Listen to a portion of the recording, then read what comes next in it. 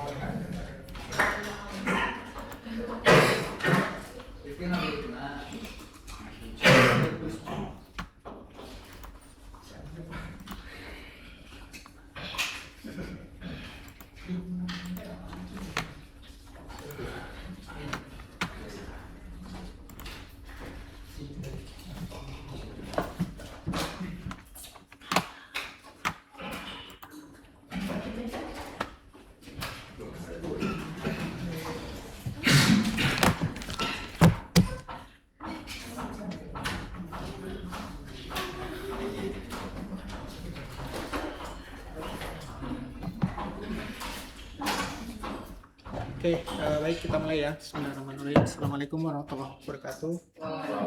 Eh, kita akan melanjutkan pembahasan mengenai magnet. Jadi di hari Rabu kemarin kita sudah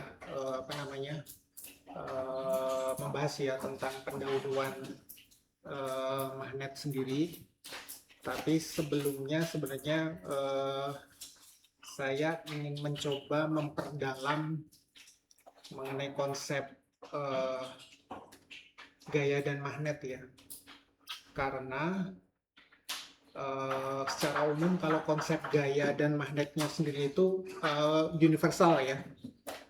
Di K10 mungkin anak-anak pernah membahas tentang gaya di bidang atau di domain mekanik gitu ya, gaya mekanik. Nah di K11 mulai dikenalkan konsep tentang medan listrik gitu ya. Nah artinya nanti harapan saya ketika masuk ke materi mengenai magnet ini, konsep gaya dan magnetnya itu sudah anak-anak sudah kuasai dengan kuat gitu ya, sehingga tidak akan kehilangan arah. Jadi saya akan pelan-pelan masuk ke ke tentang topik magnet ini, dimulai dari pembahasan tentang gaya dan magnet. Harapannya kalau memang sudah anak-anak menguasai konsep gaya dan magnet ini dengan gaya dan medan ya, gaya dan medannya dengan kuat, dengan benar, masuk ke bidang apapun, kalau konsep medannya sudah dipegang akan enak gitu ya. Jangan sampai nanti kita sudah berdarah-darah atau membahas tentang di bidang magnet ini gitu ya, tentang konsep medan dan gayanya sudah mendetail, tapi anak-anak blank gitu ya. Ini sebenarnya apa sih barangnya tentang magnet ini? Makanya saya coba mulai membahas nanti. Kalau asumsi saya tentang magnetnya sendiri, anak-anak sudah apa namanya, sudah cukup menguasai di SMP kan pernah ya membahas tentang magnetnya sendiri gitu ya. Tapi nanti kita akan fokus pembahasannya di topik tentang medannya. Jadi medan magnet itu sebenarnya apa sih? Saya sudah apa namanya membawa beberapa jenis magnet dan ada kompasnya gitu ya. Tapi nanti pembahasannya akan lebih fokus kepada konsep medan dan gayanya gitu.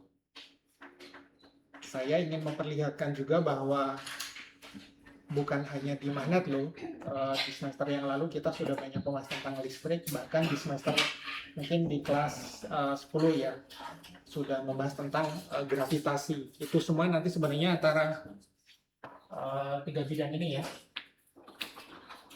Gravitasi, kemarin sudah ada pendahuluannya tentang listrik dan tentang magnet. Ini mempunyai konsep simetri ya kemarin ya.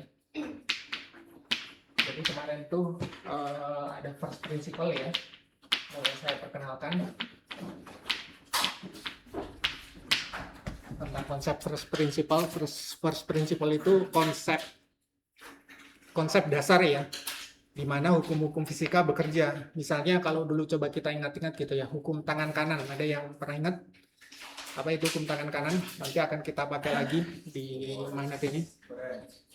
Lorentz. Kenapa tangan kanan, nggak tangan kiri? Kan itu pertanyaannya. Hukum tangan kanan itu adalah first principle ini. Jadi konsep dasar yang memang alam itu bekerjanya seperti itu gitu ya. Kita tidak bisa apa namanya? Tidak bisa membantah lagi. Kalau diingat-ingat tangan kanan apa? Yang pertama dulu, kan ada beberapa turunannya ya. Yang jempol ke atas ini apa? Sambil mengingat-ingat nanti kita bahas lagi. Arus listrik, terus yang tekuk ini arah medan magnet yang dihasilkan oleh arus listrik tadi gitu ya. Nah kan pertanyaan usilnya, kenapa mengikuti tangan kanan nggak tangan kiri seperti ini? Iya kan? Karena kalau kita sudah sampai pada konsep yang ini, konsep dasar ini, ya cara kerja alamnya seperti itu gitu ya. Kita tidak bisa menemukan konsep baru, oh saya menemukan konsep hukum tangan kiri, di mana harusnya mengalir. Seperti itu sudah menyalahi gitu ya. Tapi turunan dari hukum-hukum yang diturunkan dari first principle ini masih akan terus bisa berubah gitu. Jadi mumpung sejak SMA ini kita kuatkan ya fondasinya ya tentang first principle ini gitu. Contohnya tadi kan ya, semoga nangkep ya. Kenapa tadi cara kerjanya dalam hukum tangan kanan, kenapa nggak tangan kiri? Ya kalau ditanyakan seperti itu sama seperti kemarin Sophie ya sempat bertanya gitu ya, kenapa apa namanya gelombang mekanik ya kemarin ya Sophie ya tentang suara gitu ya membutuhkan medium untuk perambatannya. Sementara kalau gelombang elektromagnetik tidak butuh medium. Nanti pelan-pelan semoga bisa kita bahas ya. Semoga di akhir semester bisa menjawab pertanyaan itu. Oke, itu ya. Ini konsep simetri. Jadi dari sini itu kita bisa menurunkan tentang saya ingin membahas tentang konsep gaya dan medan untuk 3 kasus ini. Demi kita akan membahas tentang masuk ke medan magnetnya gitu ya. Jadi sebelum kita medan magnet, karena apa namanya, kalau dulu saya waktu kuliah S2 itu magnet ini seperti apa ya apa dosen saya bilang penelitiannya tentang MRI. Tahu MRI? Magnetic Resonance Imaging. Jadi kalau mau ada apa namanya, ada yang sakit dibawa ke rumah sakit, dadanya misalnya atau jantungnya bermasalah gitu kan ya, di MRI nanti kelihatan tuh. Nah ilmu magnet ini itu masih ingat sekali saya, ilmu magnet itu ilmu alam goib gitu ya. Alam goib, dosen saya bilang seperti itu. Karena apa? Nggak kelihatan barangnya. Medan magnet kelihatan nggak? Bisa terlihat nggak kita? Oleh mata nggak bisa terlihat kan? Tapi aplikasinya sangat banyak seperti kemarin sudah kita bahas gitu ya. Contohnya MRI gitu ya. Terus kalau apa namanya yang listrik nih, medan magnet, ada medan listrik. Kemarin contohnya sudah saya berikan medan listrik. Ada yang sedang mengembangkan untuk terapi kanker, Pak Warsito itu ya kemarin ya. Jadi kalau ada kanker, di kankernya ditembak medan listrik, kankernya bisa mati itu. ECCT ya namanya ya kemarin ya. Electrical capacitance apa gitu ya, saya namanya lupa namanya. Ini konsepnya apa? Medan listrik. Medan listrik kelihatan nggak bentuknya? Sama juga nggak kelihatan ya.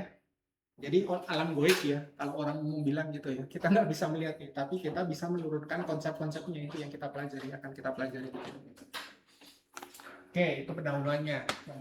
Yang pertama tentang saya ingin supaya ini kan ultimate-nya nih, magnet nih. Dari gravitasi kita sudah akan masuk listrik, kemudian kita bawa ke magnet gitu ya. Tentang gaya dulu, sambil kita review ya materinya ya. Apa itu gaya? Intinya saya akan membahas tentang perbedaan gaya dan medan. Sambil di kelas berapa mempelajari tentang gaya ini? Gaya adalah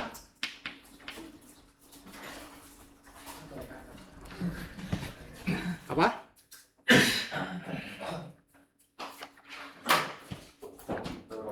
Nah, tarikan atau dorongan. Gaya adalah tarikan atau dorongan.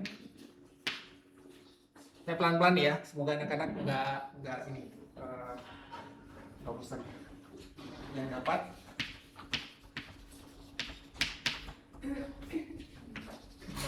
merubah posisi, kecepatan, arah, atau bentuk benda. Cara definisi seperti ini gitu ya.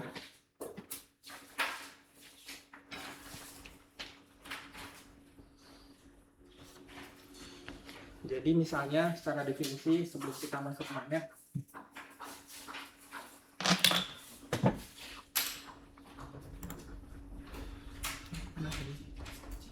ini udah join.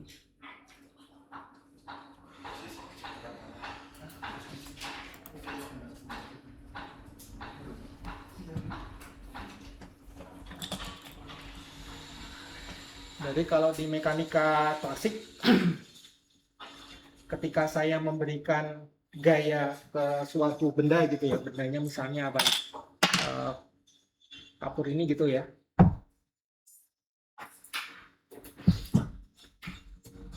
Ini ada benda atau objeknya ya. Objek atau objek. Saya udah pakai J atau Y? Pakai J. Objek ya. Ini secara umum objek. Jadi ketika saya memberikan gaya ke benda ini, bendanya adalah kapur gitu ya.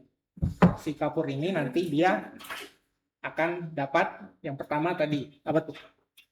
Dapat merubah posisi misalnya awalnya di sini gitu, X sama dengan 0 gitu ya. Ketika saya memberikan gaya kontak, saya harus menyentuh si kapur ini ya, maka dia akan berpindah posisi di posisi kedua. Ini X1, ini gimana sih? Ini X2, kebalik yuk. Ya udah, nanti ke sana. Jadi dia merubah posisi gitu ya, posisinya akan berubah, saya harus kontak. Yang kedua, merubah kecepatan. Jadi kalau misalnya bendanya sudah bergerak, bendanya awalnya sudah bergerak, saya tambah gayanya, maka kecepatannya akan jadi berubah. Awalnya dia bergerak dengan V1 misalnya seperti itu gitu ya. Ketika saya tambahkan gaya, maka kecepatannya akan jadi berubah. Posisi, kecepatan, terus kemudian bisa percepatan juga, atau misalnya merubah arah. Awalnya dia yang lurus, ketika saya berikan gaya, dia bergerak seperti ini gitu ya. Ketika saya berikan gaya, maka arahnya dapat berubah. Itu gaya. Oke. Jadi posisi, kecepatan, arah, atau bentuk benda. Nah, bentuk benda ini biasanya hubungannya dengan apa? Tekanan. Kalau gaya dihubungkan dengan konsep tekanan apa? Yang di apa? Jadi lesetan itu kalau nggak mau kebanyakan gaya, nggak mau kebanyakan tekanan, maka jangan kebanyakan gaya. P sama dengan apa? F per A. Ini konsep gaya juga gitu ya. Jadi gaya sebanding dengan tekanan. Gayanya naik, tekanannya kan naik. Gayanya turun, tekanannya kan turun. Sebanding ya. Oke, itu juga konsep gaya. Itu terjadi ketika bendanya misalnya statis, tidak bergerak. Contohnya apa tuh? Apa kayak Play-Doh mungkin ya. Jadi Play-Doh kalau saya kasih tekanan dia bentuknya akan berubah gitu kan ya. Tapi kalau saya misalnya apa saya tarik, ini nanti belajar di mekanika benda ya. Bisa terkompres kalau misalnya gayanya gaya tekan gitu ya. Bendanya statis dia bisa menekan, atau kalau saya tarik dia akan bisa memanjang, bendanya berubah. Ini konsep benda statisnya ya, bukan benda yang bergerak seperti ini. Oke, itu adalah konsep gaya. Nah, ini kan bendanya masih bisa kelihatan ya. Nanti kalau kita masuk ke listrik, bendanya jadi lebih kecil tuh. Yang awalnya kapur seperti ini, bendanya jadi apa? Kalau di listrik kemarin, muatan listrik seperti itu ya. Kita bisa melihat kapurnya, tapi konsep yang tadi ya, konsepnya apa? Muatannya bisa bergerak, bisa berubah arah, dia mengalami gaya, gayanya bisa kita hitung. Itu konsepnya sama semua ya, dengan yang di sini ya. Akibatnya, kalau saya tulis ya, gaya memberikan pengaruh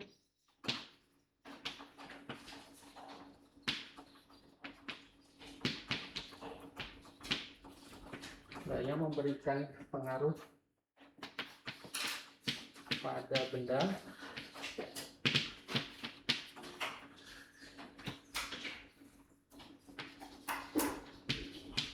menggerakkan benda yang diam. Tadi kasusnya yang di kapur tadi gitu ya. Awalnya si kapurnya diam, ketika saya gerakan, kapurnya akan jadi bergerak karena mendapatkan gaya. Menghentikan atau memperlambat benda yang bergerak. Jadi ketika ada kapur ini yang bergerak, kemudian dia tiba-tiba bisa diam karena ada gaya apa? Gaya yang bekerja. Ingat konsepnya? Ketika kapurnya bergerak, kondisi awalnya dia bergerak gitu ya, tapi tiba-tiba dia diam karena ada gaya yang nomor 2 ini. Menghentikan atau gaya apa? Gaya gesek. Antara kapur dengan gaya geseknya terjadi di mana? Dengan kertasnya. Kalau dia tidak ada gaya gesek, akibatnya apa kapurnya tadi? Dia akan meluncur terus gitu kan ya. Nah itu berguna di mana misalnya? Kalau kendaraan, motor, mobil, atau apa sepeda gitu ya, dia membutuhkan gaya gesek nggak? Iya. Supaya dia bisa berjalan, ya kan? Kalau dia tidak ada gaya geseknya, apa yang terjadi? Akan slip, ya kan? Rodanya muter, tapi posisinya tidak berubah karena tidak ada gaya gesek. Itu contoh gaya gesek ini, menghentikan atau memperlambat benda yang bergerak. Itu contoh gaya gesek ya. Jadi kalau misalnya ini jalan raya tadi, ini roda gitu ya, di arahnya ke sana, gaya geseknya ini perubahan posisinya, gaya geseknya berlawanan kan, ya kan, supaya dia bisa maju ke depan gitu kan ya. Oke, sudah dibahas kan ya di kelas 10 ya. Oke, ini review aja ya. Oke.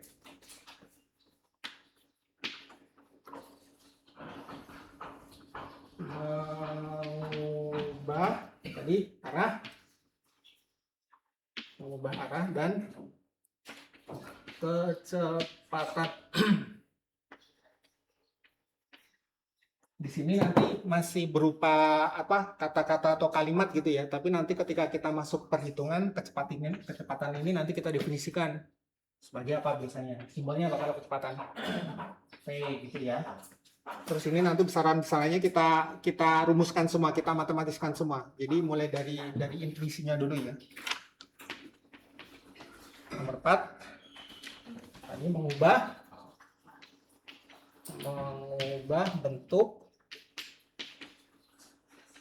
atau ukuran benda. Oke, ini review tentang gaya. Nah, masalahnya bukan masalahnya.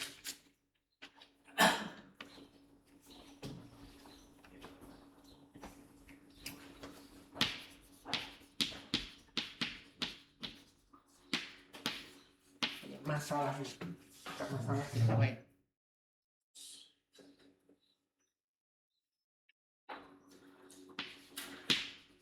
Gaya tidak selalu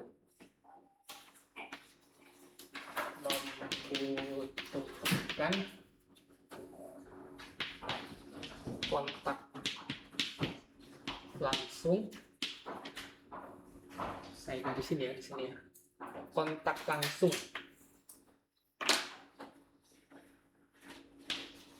dengan objek.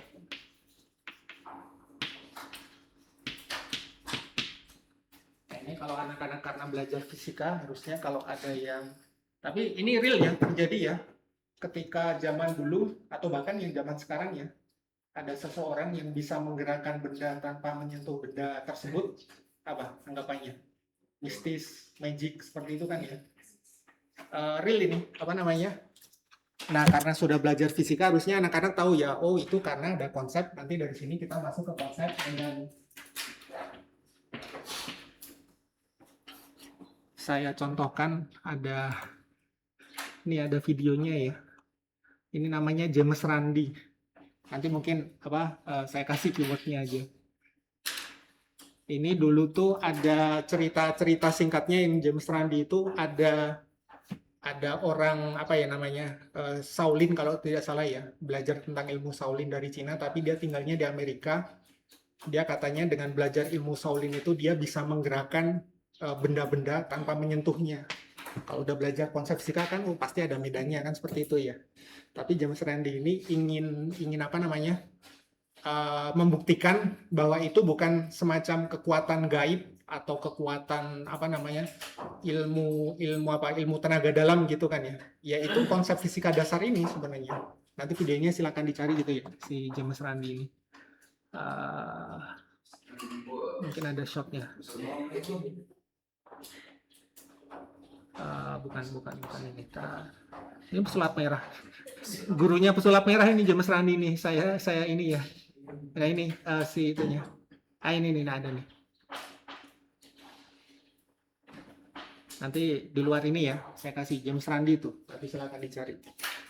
Nah, secara fisika sebenarnya konsep medan adalah gaya kontak gaya non kontak itu tadi ya.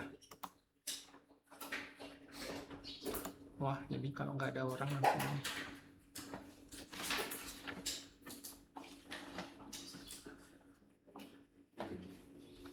Jadi saya bisa menggerakkan sesuatu tanpa harus menyentuh si bendanya. Ini realnya kan terjadi ya.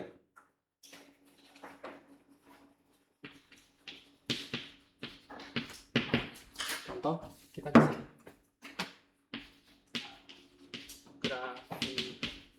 gravitasi, ada listrik, ada magnet. Jadi misalnya gravitasi, akibat adanya gaya gravitasi,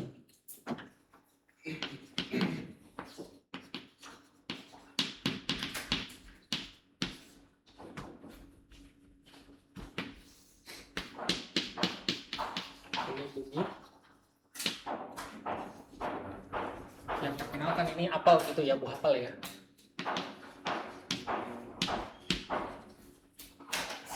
Ini bisa bergerak tanpa harus disentuh Kalau tadi kan kita di awal-awal benarnya harus kita selalu sentuhkan ya, supaya dia bisa bergerak, berubah posisi, berubah arah, berubah kecepatan seperti itu kan ya. Contoh gravitasi ini konsepnya apel dulu temukan siapa yang sadar apel jatuh karena gravitasi? Isaac Newton ya, konsepnya seperti itu. Terus kemudian kalau apa namanya, kalau listrik,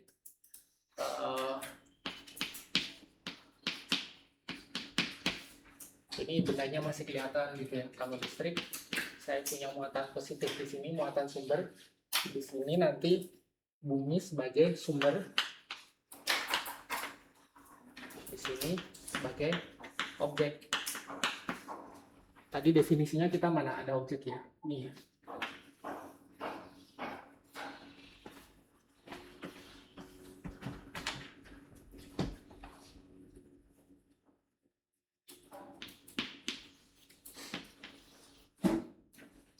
Ini sebagai sumber.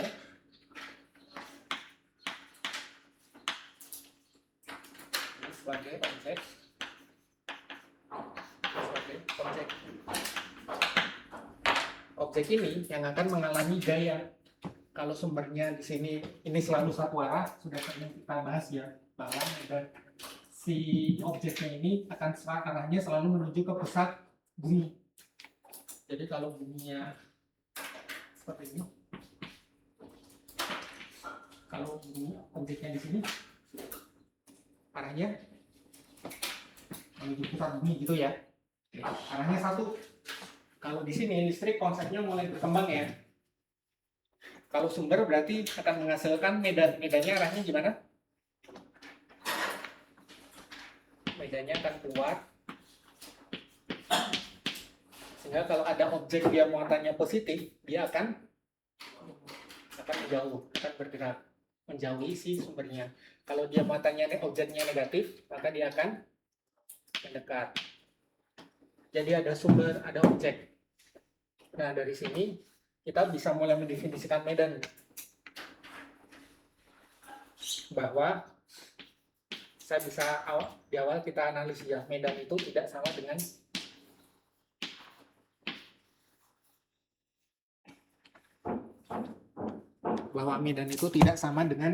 gaya. Atau dibalik, medan sama nggak dengan gaya?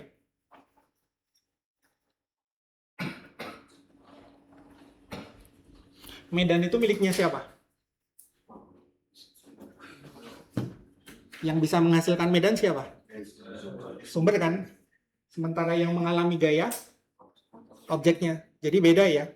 Secara kepemilikan beda tuh. Medan itu adalah miliknya sumber. Kalau di gravitasi itu sumbernya bumi. Jadi medan gravitasi itu berasal dari bumi. Bukan dari bendanya. Si benda mengalami gaya gravitasi. Jelas ya? Jadi bukan dua hal yang sama ya ini ya. Dulu mungkin pemahamannya sempat coba kita perbaiki ya ketika kita membahas tentang listrik gitu ya. Dulu sempat, saya masih ingat kita mendefinisikan bahwa medan listrik itu adalah gaya non kontak. Nah, kita mulai detailkan lagi nih. Itu sebagai awalan dulu ya. Definisinya seperti itu. Medan adalah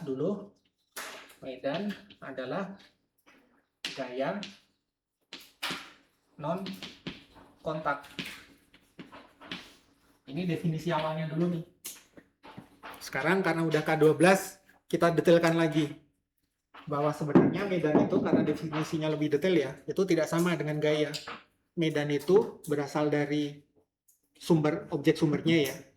Sementara gaya itu yang mengalami si objek ujinya. Kalau di listrik kemarin apa? Ini muatan sumber, ini namanya muatan uji, seperti itu. Yang menghasilkan medan listrik adalah muatan sumber, yang mengalami gaya adalah muatan uji, seperti itu. Muatan sumber, arah medannya bisa keluar atau bisa masuk. Muatan uji bisa mendekat atau bisa menjauh, seperti itu. Oke. Saya bawa ke sini, soalnya nanti ketika kita masuk ke magnet, konsepnya akan lebih rumit. Makanya pelan-pelan. Jadi beda ya, antara medan sama gaya. Kita sudah bahas gaya awalnya itu gaya non kontak, gaya kontak ya. Kita masuk ke konsep medan. Jadi medan itu berasal dari sumber, sementara gaya yang mengalami adalah objeknya.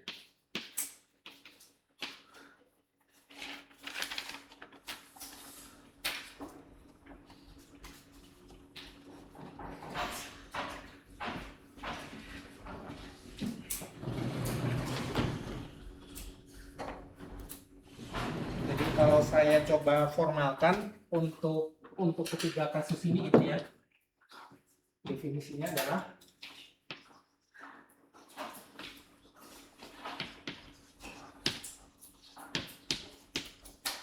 konsep medan. Kita sudah konsep gaya, sekarang masuk ke konsep medan. Medan adalah suatu area. Area itu kalau kita bicara dalam domain 2 dimensi atau ruang. Kalau ruang berarti 3 dimensi, di mana setiap titik di dalamnya memiliki besaran fisis tertentu yang dapat mempengaruhi objek.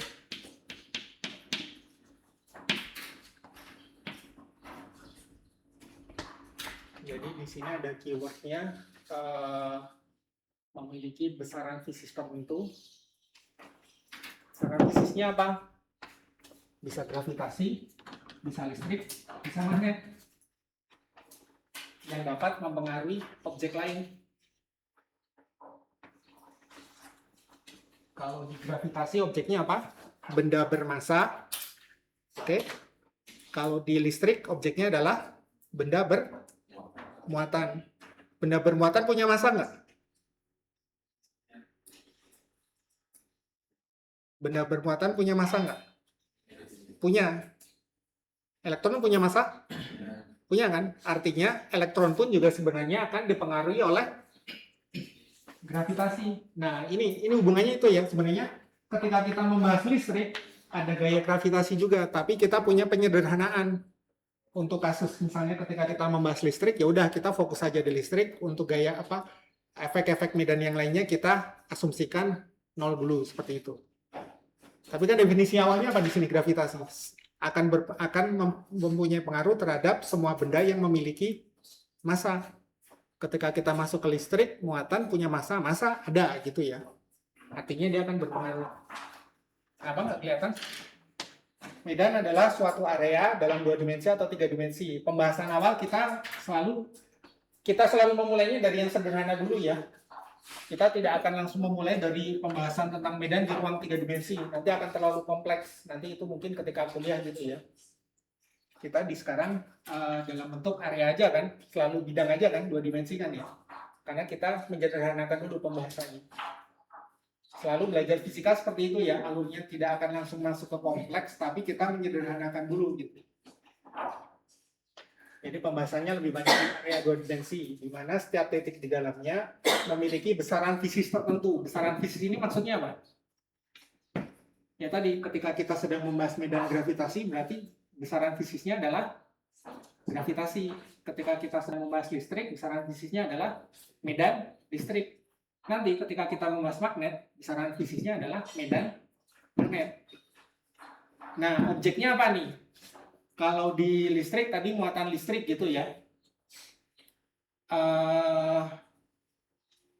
Muatan listrik sebenarnya karena dia mempunyai massa, artinya dia juga harusnya akan terpengaruh oleh gravitasi. Karena faktor gravitasi, tetapi karena faktor gravitasi itu pengaruhnya sangat kecil, makanya bisa kita abaikan seperti itu gitu ya. Nah sekarang kalau magnet, kita mulai pelan-pelan masuk magnet. Kalau magnet berarti besaran fisisnya adalah medan magnet. Objek lainnya apa di sini? Benda-benda yang punya sifat magnetik. Nanti kalau misalnya saya kapur nih, kita buktikan di sana ya. Kapur ini bisa menjadi objek di medan magnet nggak? Kapur ini akan mengalami gaya magnetik nggak? Karena dia tidak bisa berinteraksi dengan medan magnetnya. Jadi itu juga spesifik ya. Tadi kan konsepnya sumbernya itu medan magnet, sumber akan menghasilkan medan magnet. Jadi kalau saya gambarkan tadi, saya punya sumber akan menghasilkan medan akan berinteraksi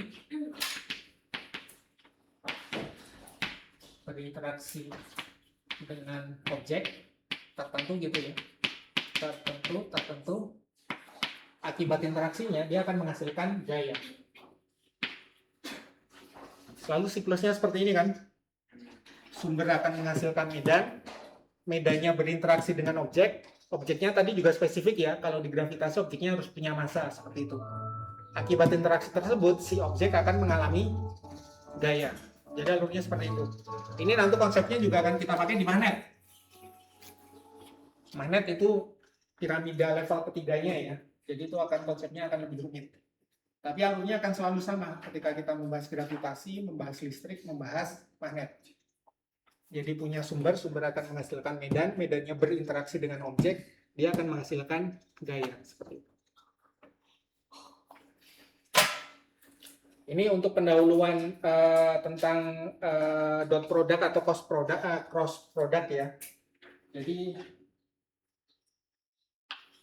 jenis medan.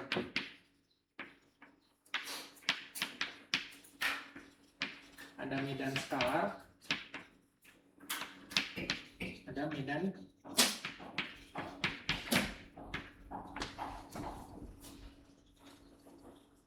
apa itu besaran sekarang dan apa itu besaran vektor? Skalar besaran yang hanya memiliki nilai besaran ya. Kalau vektor mempunyai besar dan arah.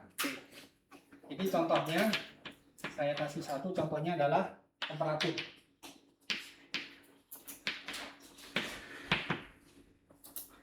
Kalau yang tiga ini dia besar apa? Medan vektor atau medan skalar?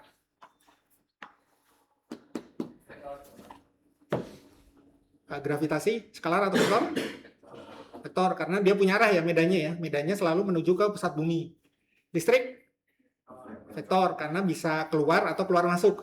Bisa arahnya keluar atau masuk gitu ya. Terus magnet juga vektor. Jadi ini medan vektor itu adalah gravitasi, listrik, kemudian magnet.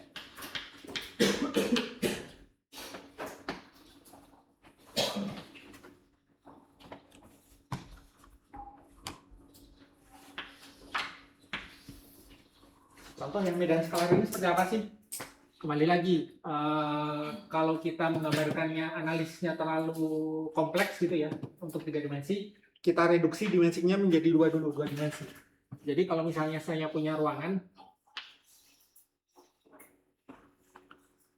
di acara pramuka mungkin ya, terus di sini ada api unggun, gitulah ya.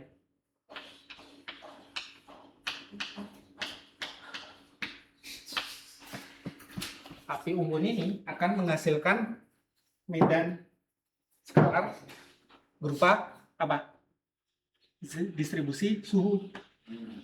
Jadi bentuknya kira-kira gimana? Karena dia punya nilai saja kan, nggak punya arah kan, berarti bisa saya gambarkan dalam bentuk titik seperti ini. Jadi kalau saya menggunakan apa? Sensor pengukur suhu termometer gitu ya misalnya ya, maka dia akan memiliki radius, benar? Intuisinya ya kita bangun ya. Jadi suhu di sini dengan suhu di sini misalnya berapa? 30 derajat Celcius. Dia hanya memiliki satu nilai saja. Dan dia memiliki radius yang sama. Di sini juga karena radiusnya sama dia 30, di sini juga 30, di sini juga 30. Semakin jauh dari si sumbernya, maka nilainya gimana? Intuisinya akan semakin kecil. Misalnya berarti tinggal 28, di sini 28, 28, 28. Semakin jauh lagi misalnya di sini 25 derajat. Nilai yang sama ini ketika kita bahas kemarin namanya apa? Ini konsep apa? Ingat? Potensial.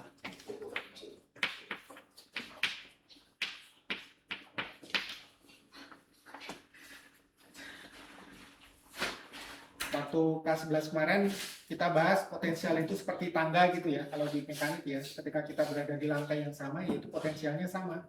Kalau di sini ini juga ketemu lagi nih kita konsep potensial gitu ya. Kalau di sini berarti potensial suhu. Potensial suhu ini besarannya berupa besaran skalar karena dia hanya memiliki nilai, tidak memiliki arah. Oke, jelas ya. Nah sekarang kalau kita masuk ke yang vektor nih.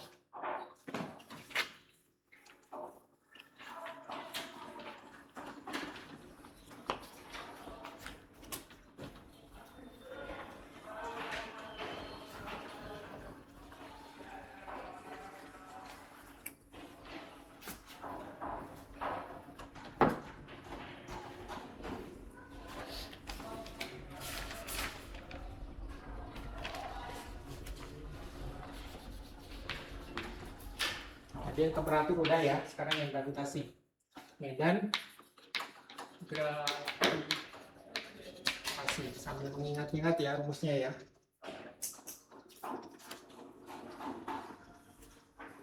Adalah daerah. Kalau saya bicara daerah berarti kita bicara dua dimensi.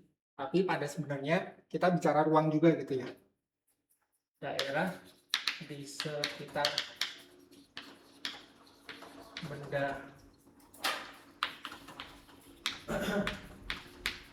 bermassa yang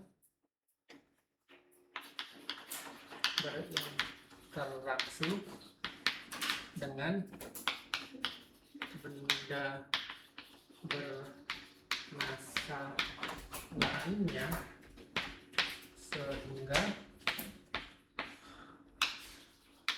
menghasilkan apa? Kalau ini medan gravitasi, hasilnya adalah gaya gravitasi.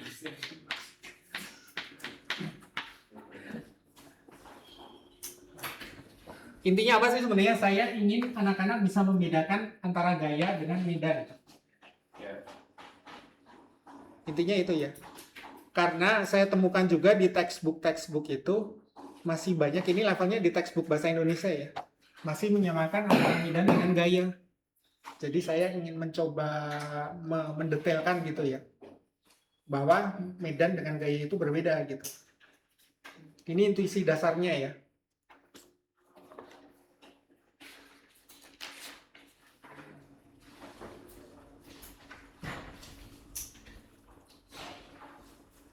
Oke, jadi di sini saya ada besaran medan gravitasi, ada gaya gravitasi. Yang pertemuan terakhir kemarin 9,8 itu medan gravitasi atau gaya gravitasi? 9,8 meter per sekon kuadrat. Percepatan. Jadi ada tiga nih, ada percepatan gravitasi, ada gaya gravitasi, ada medan gravitasi.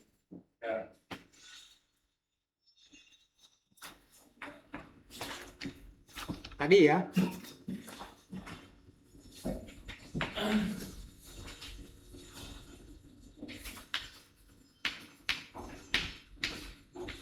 Medan gravitasi didefinisikan sebagai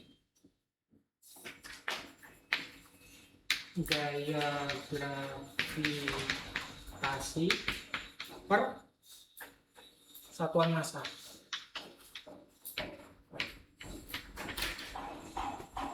Medan gravitasi, ini nanti ingat-ingat kalau pas listrik. Medan gravitasi didefinisikan sebagai gaya gravitasi per satuan massa. Kalau di listrik kemarin apa? Medan listrik didefinisikan sebagai gaya listrik per satuan apa? Kalau di gaya listrik per satuan muatan, sama kan?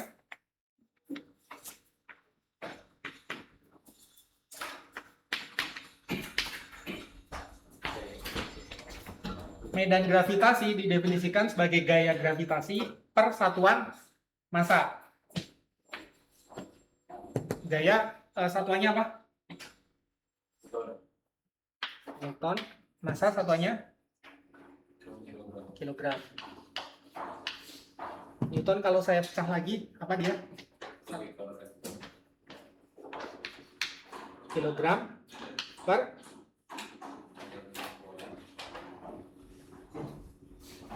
M sama dengan M kali A. Kilogram kali meter per sekon kuadrat, gitu ya. Per kilogram. Oke. Kilogram saya coret, jadinya apa? Meter per sekon kuadrat. Tadi yang 9,8 apa? Ini kan? Ya. Jadi 9,8 itu selain percepatan gravitasi, tapi dia juga adalah medan gravitasi di bumi. Sama kan? Jadi Newton per kilogram sama dengan meter per sekon kuadrat. Ya kan? Tadi pertanyaannya 9,8 itu apa gitu ya.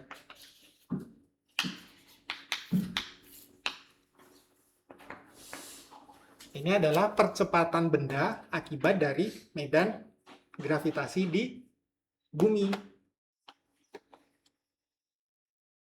Jadi besaran medan gravitasi ini bisa dinyatakan juga sebagai percepatan sebesar 9,8 meter per sekon. Hubungannya itu ya. Ya. Belum selesai, nanti sini setelah ini. Oke. Ini medan kan kita bicara medan gravitasinya dulu ya ini ya. Oke. Nah, sekarang tadi pertanyaan Agam.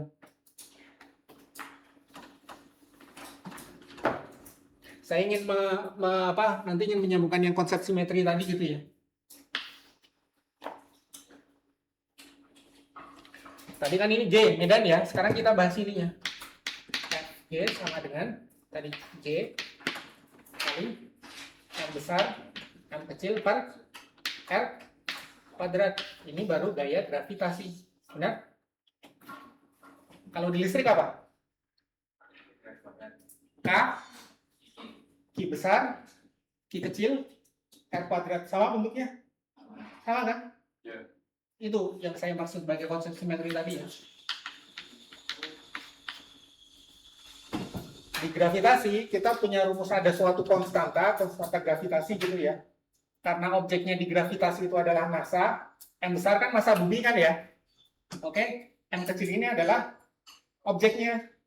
Tapi tetap dia fungsi dari R kuadrat. Fg kalau di listrik kemarin apa? Misalnya E electrical gitu ya.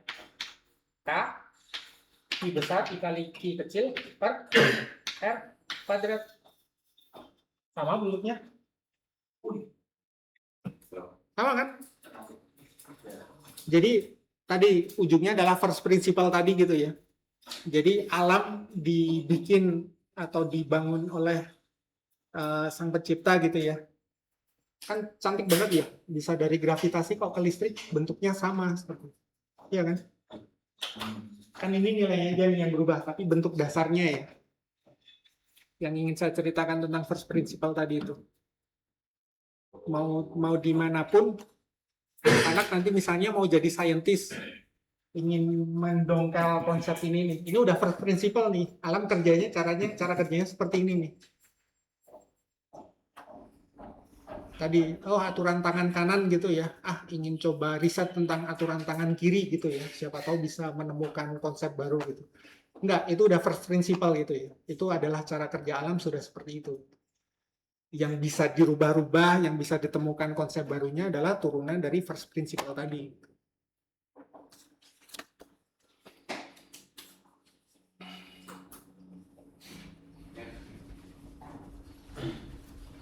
Oke, kita simpulkan ya. Ini bidang listrik nanti. Jadi kalau di gravitasi, saya punya massa besar, M besar ini ya. Ini massa bumi. Massa bumi ini nanti akan menghasilkan apa? Medan. Oke. G-nya. G-nya nanti akan berinteraksi dengan apa? M kecil. Objeknya kan ya. Akan menghasilkan gaya.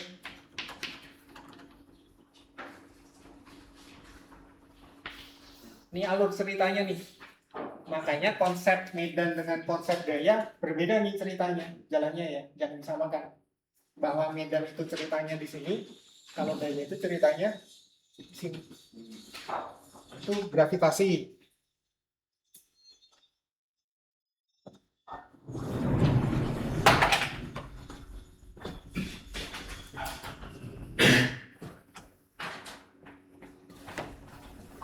Kita masuk ke listrik.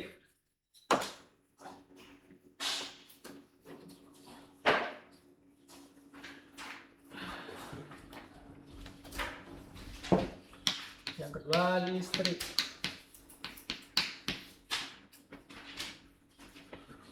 Medan listrik. Medan listrik. Medan listrik. Masih ingat rumusnya apa? Kalau definisinya adalah tadi ini didefinisikan sebagai gaya gravitasi persatuan massa. Kalau medan listrik berarti adalah gaya listrik per satuan muatan. Medan listrik ini apa? E ya. Kalau medan gravitasi kan G ya. E sama dengan F E per I kecil. Ini dilihat tadi. Kalau G itu Fg per M karena objeknya massa. Kalau di sini. Sementara Fe-nya, gaya listriknya adalah K I besar per Q kecil per R kuadrat. Ini adalah muatan sumber, ini adalah muatan uji. Ini jarak antara keduanya akan menghasilkan gaya listrik. Di sini adalah massa sumber, ini adalah massa uji. Jarak antara keduanya akan menghasilkan gaya.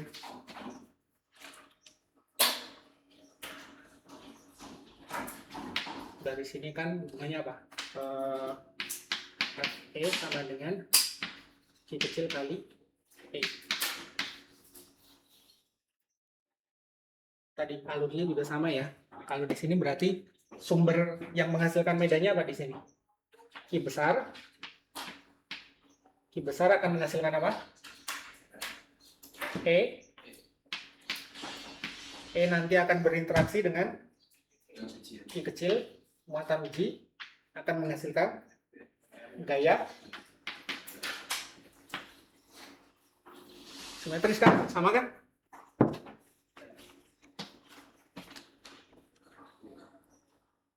Nah, magnet lebih susah. Ini dulu makanya yang dipegang. Konsepnya ini dulu.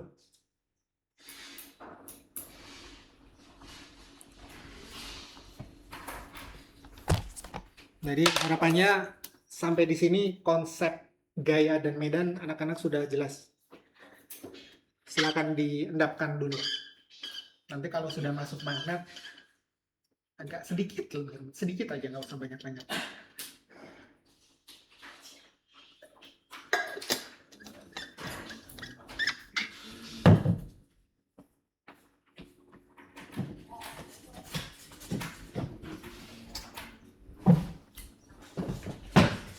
Ada pertanyaan? Silakan tentang gaya sama konsep gaya dan konsep medan.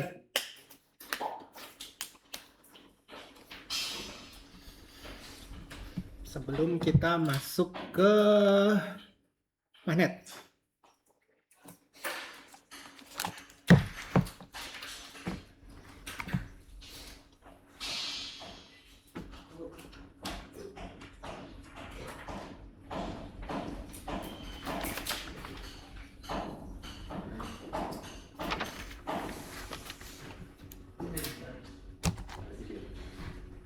Jelas konsep medan sama konsep gaya? Mumpung belum kita masuk ke detail magnetnya nih. Nanti saya persiapkan ini semua.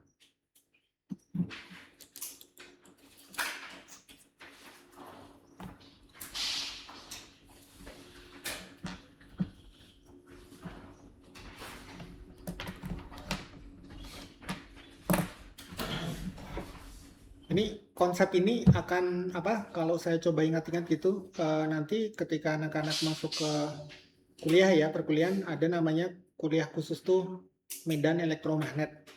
Basicnya ini ya, membahasnya ya tentang magnet ini. Bahkan konsep medan itu ya di mana-mana. Saya menggunakan konsep medan di riset saya. Pernah diajar sama Pak Sony? Oh belum ya. Pak Sony sekarang juga dosen di apa namanya di IPB, sedang melanjutkan S3 juga risetnya tentang cuaca. Beliau sedang menurunkan rumus medan angin untuk apa namanya kemarin yang di Sumatera akhir tahun kemarin itu apa namanya siklon, badai siklon tropis. Itu konsepnya juga dari medan ini. Pas saya tanya-tanya, oh itu dari medan angin tuh gitu. Wah medan juga tuh konsepnya. Jadi makanya saya ingin menjelaskan tentang dasarnya karena akan kepake kemana-mana ya konsep ini.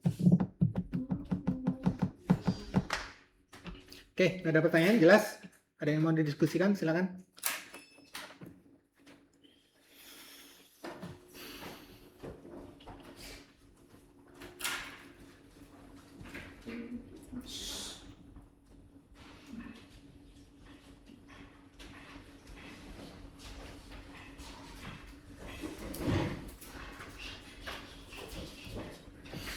Jadi kemarin overview-nya tentang magnetnya sendiri ya. Ada mau tanyakan? Silakan, Amir. Yang mana? Yang ini Pak. Ya. Ini? Hah? Ini kan yang besar, masa? Ini massa besar tuh kalau di listrik kan muatan sumbernya nih. Muatan sumber nanti akan menghasilkan medan. Ini G kecil ya. Nah dia berinteraksi dengan massa kecilnya akan menghasilkan gaya. Jadi polanya, pola umumnya ya.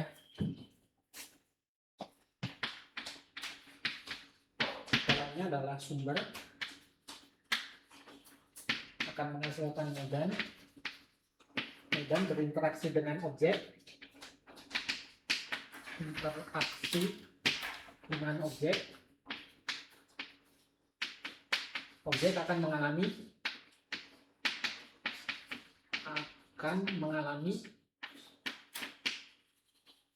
gaya. Ini pola umumnya.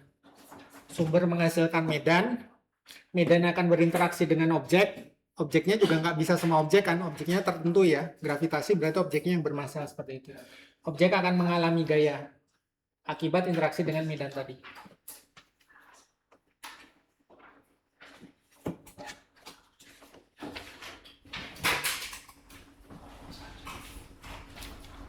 Nah untuk magnet berdasarkan pola itu gitu ya.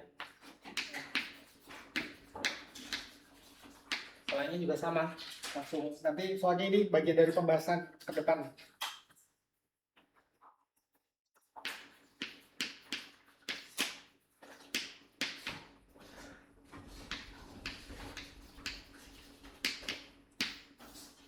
Arus listrik atau muatan yang bergerak akan menghasilkan medan magnet.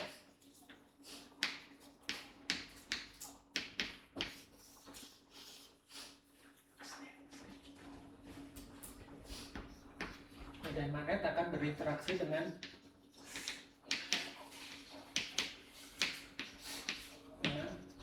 muatan yang bergerak kecepatan, ada yang bergerak. Bergerak berarti dengan kecepatan. Berarti ini ada dua parameter Q dan V ya.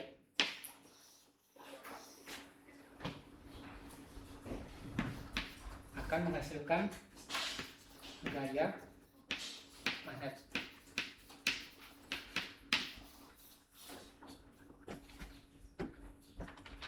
Nanti kita awali dari satuannya dulu. Kalau di sini itu medan magnet itu adalah D. Kalau tadi kan ini E ya. Kalau gravitasi G. Nanti gaya magnetnya adalah F. FB. Facebook.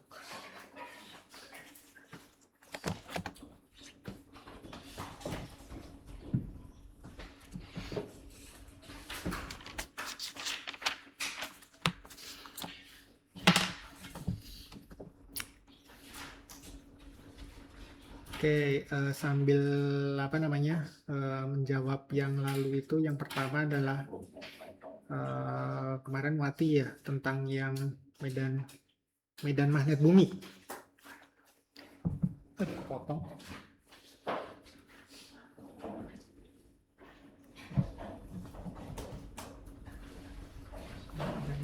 Potong.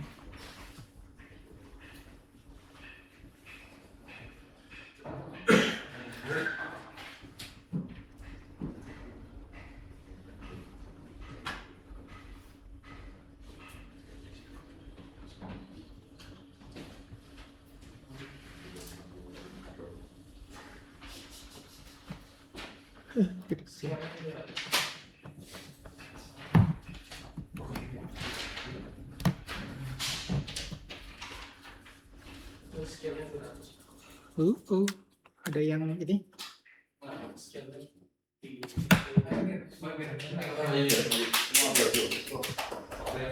Scale-nya. Ya, silakan.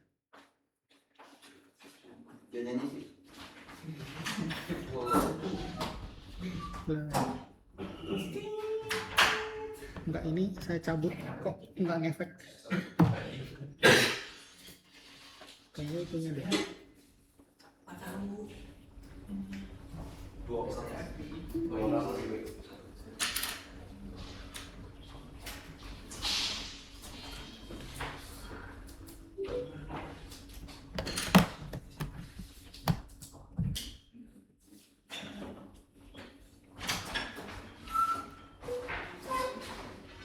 Do, tetap.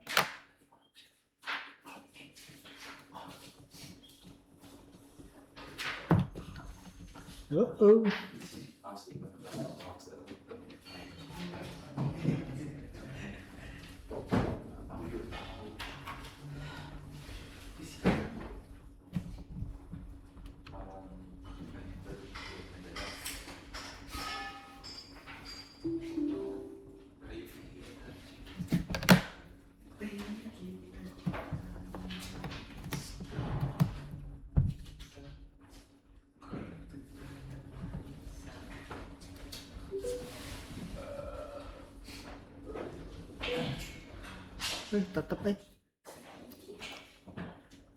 ada yang tahu atau ada yang minta tolong?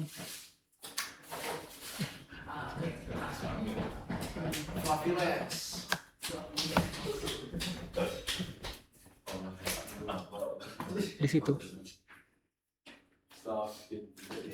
Saya ini langsung dari, ya cuman dia di capture dari sini.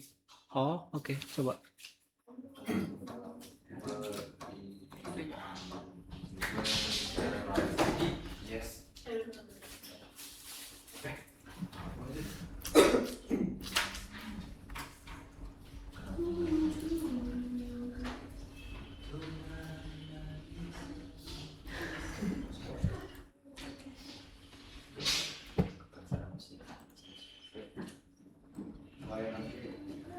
Oh, tuh.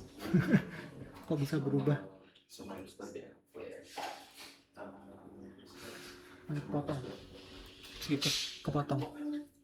Kiri kanannya ini. Gimana caranya?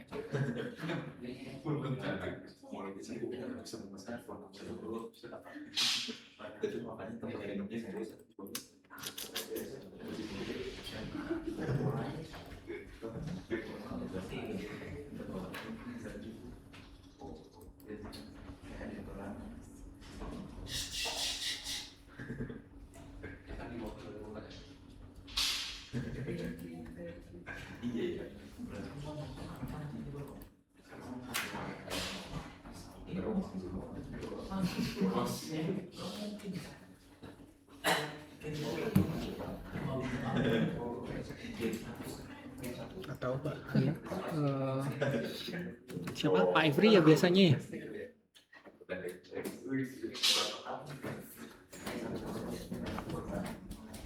Ada yang minta tolong nyariin Pak Ivri buat nyeting ini.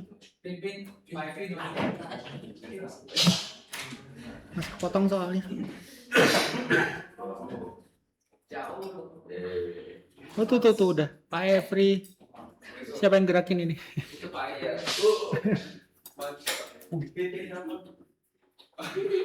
Di remote ya. Wah gerak sendiri. Yang Pak Efri. Wih, baik.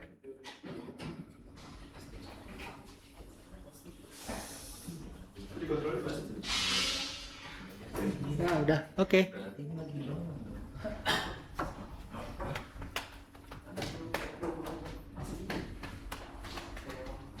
Masih kepotong, Mbak.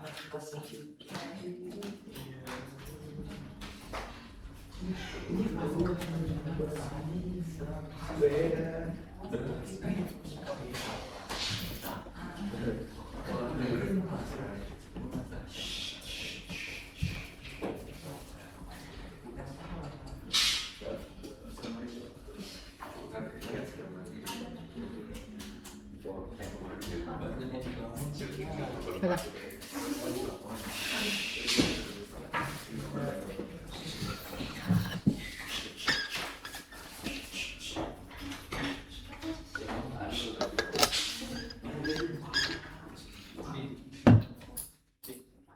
Oke, sambil dibenerin ya displaynya. Jadi kita mulai masuk ke tentang medan magnet nih. Jadi aplikasinya, kalau dari sisi aplikasi kita sudah banyak membahas di pertemuan yang sebelumnya. Salah satunya kan kemarin ya di bidang kesehatan ada perangkat yang namanya MRI, Magnetic Resonance Imaging. Itu adalah perangkat untuk mencitrakan jaringan tubuh ya, dengan menggunakan prinsip medan magnet ini gitu. Nah, itu teknologinya cukup kompleks, tapi itu sebagai introduksi. Nah, yang paling dekat dengan kita sebenarnya kan adalah tentang medan magnet bumi ya. Jadi kita sebenarnya ketika berada di bumi ini kita juga dipengaruhi oleh medan magnet gitu. Kita mungkin tidak terlalu merasakan efek dari medan magnet ini karena apa? Objek dari medan magnet ini adalah benda magnetik yang mempunyai sifat magnet. Kita punya sifat magnet nggak? Nggak ada. Jadi mungkin kita tidak terlalu merasakan efek dari medan magnetnya. Kita akan merasakan kalau kekuatan magnetnya itu sangat besar. Contohnya di mesin MRI tadi itu, dia kekuatannya satuan medan magnet ini apa? Ada yang pernah tahu? Merek mobil?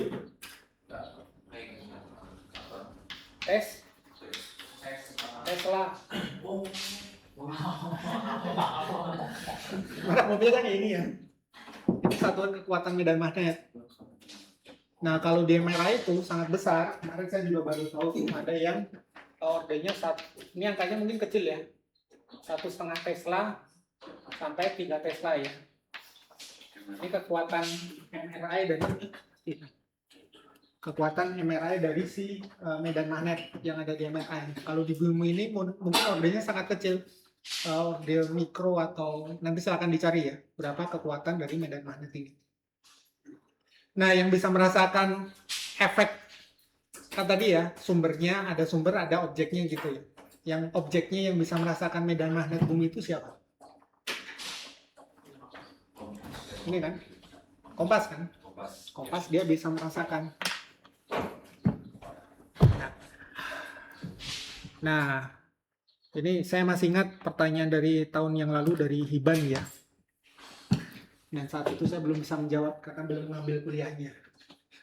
Terus saya ngambil kuliahnya, oh ternyata di situ ya. Ini salah satu bagian. Jadi dari mana medan magnet itu berasal? Medan magnet bumi itu bisa dihasilkan atau bisa berasal gitu.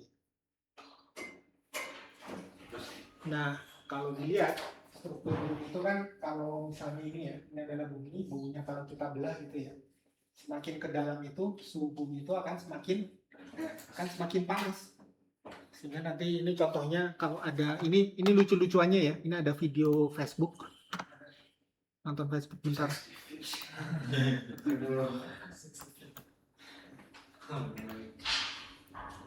You would eventually reach the other side of Bentar. Earth, but after just a few feet, So.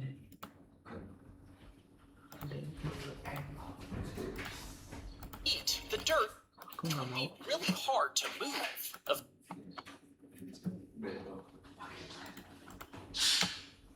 Output. Wah, banyak masalah. Input. Eventually, you would hit thick, compacted rock that a shovel just can't break through. Ini simulasinya If you kalau started kita digging and just menggali didn't ke bumi. stop, you might think you would eventually reach the other side of Earth. But after just a few feet, the dirt would be really hard to move. Eventually, you would hit thick, compacted rock that a shovel just can't break through. If you pushed past that with a machine and reached a few miles down, it would be hotter than boiling water. At over 20 miles deep, you would hit the mantle, where rock is so hot it flows like lava. And even if you could survive it, the pressure would crush you long before you got close to the Earth's core. Masih jauh. Masih sangat jauh. Masih sangat jauh, itu pun suhunya sudah sangat panas. Nah, ini tadi ya. Nah, jadi titik terdalam manusia itu paling baru orbitnya puluhan kilometer kalau nggak salah ya. Nanti coba dicari datanya gitu. Itu sudah cukup panas. Nah, prinsipnya adalah bumi itu terdiri dari lapisan-lapisan gitu ya. Di sini itu ada lapisan diklasifikasikan berdasarkan karakteristik fisiknya, namanya. Ada yang pernah lihat gambar ini? Kayaknya di SMP tentang litosfer diajarin deh. Litosfer ya, diajarin ya. Nah itu introduksinya. Itu prinsipnya bisa diklasifikasikan berdasarkan sifat fisik atau sifat kimianya. Kalau kimia material pembentuknya ya. Kalau fisik itu karakteristik fisikanya. Nah dari sini kan inti bumi itu kan semakin panas nih. Dari sini. Inti bumi itu kan akan sangat panas. Ini tuh kan bayangannya kalau kita seperti merebus air aja gitu ya. Jadi yang bagian bawah kompor itu nanti kan yang paling yang paling duluan suhunya naik atau menguap itu kan air yang bagian paling bawah kan ya.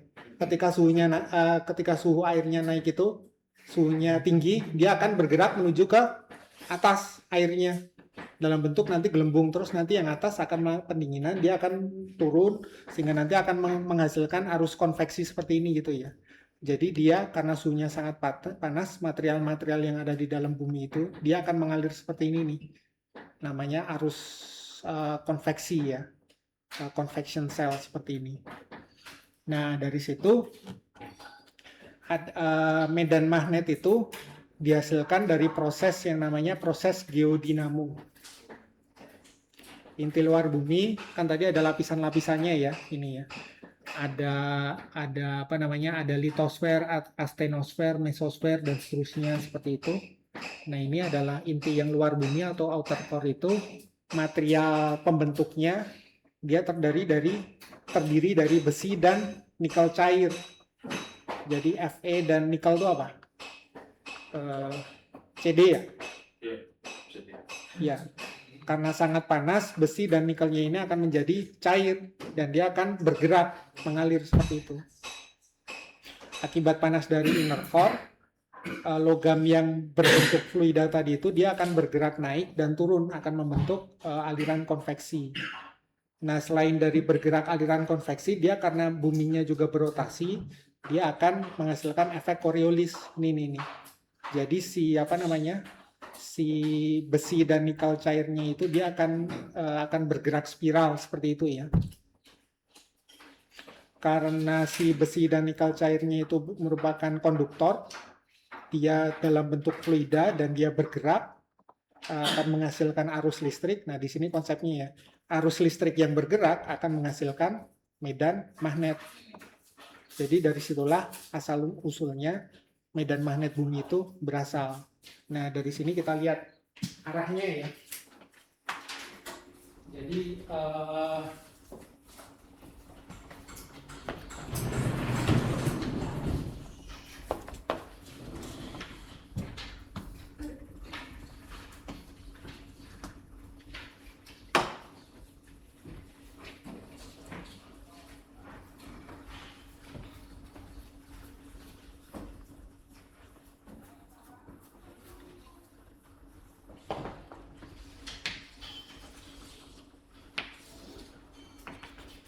ini sudutnya berapa? 23,5 derajat ya. Dia akan berbelok sedikit. Nah, dari situ di sini adalah kutub selatan.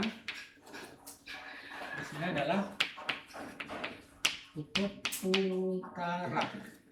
Kalau lihat arahnya di situ, medan magnetnya keluar dari mana? Kutub selatan, oke? Keluarnya dari kutub selatan kan? Dia akan bergerak menuju ke kutub utara.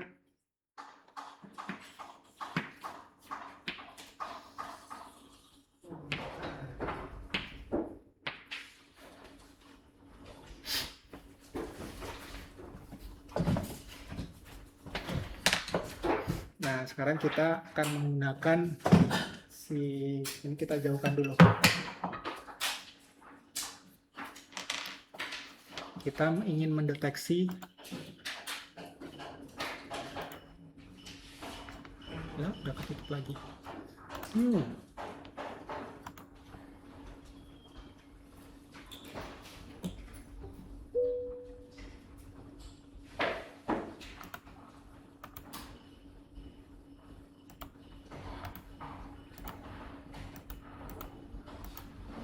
Alah, nggak kedetek.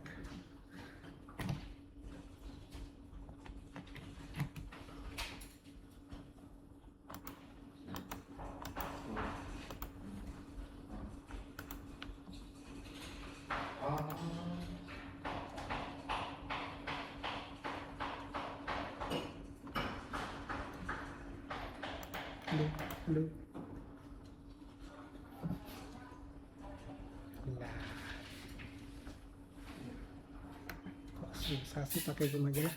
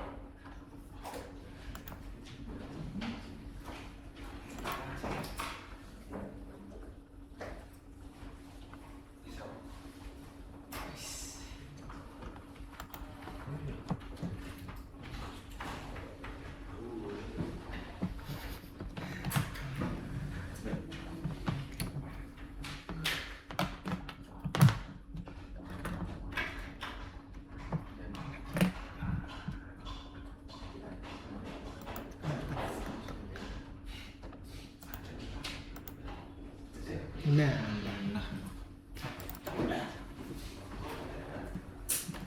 sip. Oke.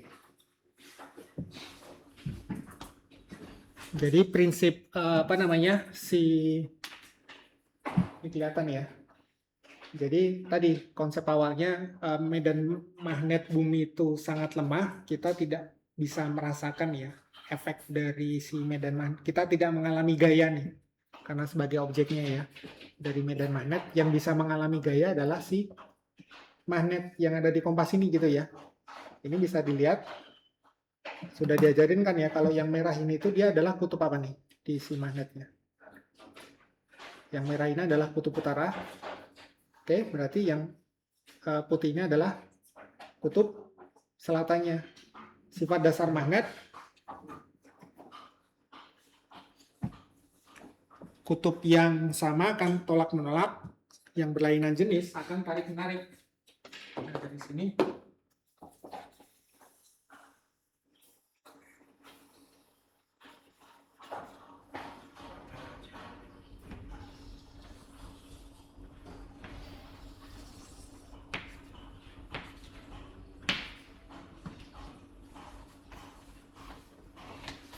Kalau ini saya tempelkan di permukaan bumi gitu ya. Berarti dia keluar dari kutub selatan.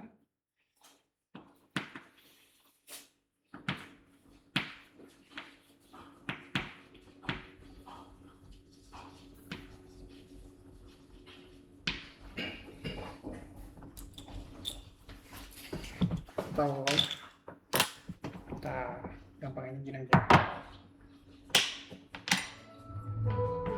Kita masih ada 1 jam kan ya? Sampai jam 12 kan? Sekarang jam 1 jam 45 menit lagi ya.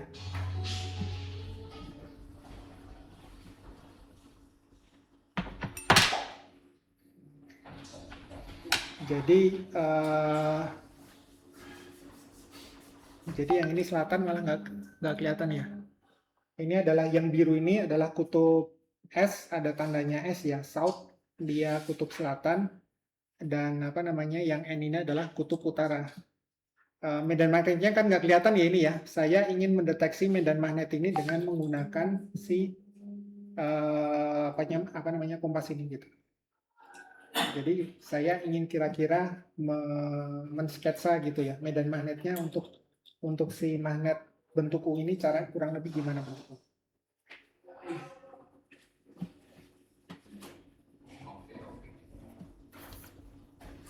Yang putih tahu Pak. Ini berarti kutub, kan ini kutub utara. Utara berarti yang putih adalah kutub selatan karena dia tarik menarik. Oke. Yang putih ditarik oleh utara kan ya? Oke. Jadi dia di utara ini berarti apa namanya? Arahnya ke sana gitu ya. Kalau saya lihat, saya agak jauhkan, dia mulai belok kan ya?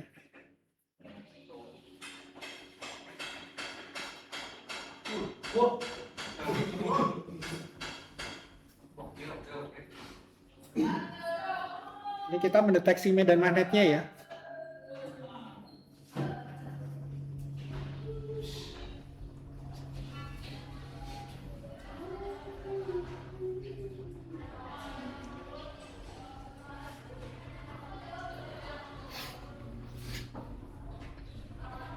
Tengah-tengah ini gimana?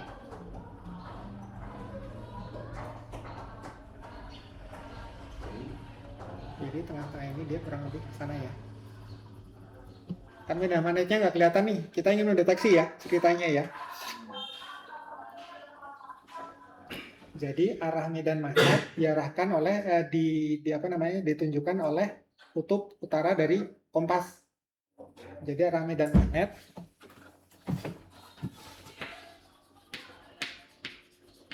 karena tadi kan medan magnet ini termasuk medan skala dan medan vektor ya. Jadi dia punya besar dan punya arah. Medan magnet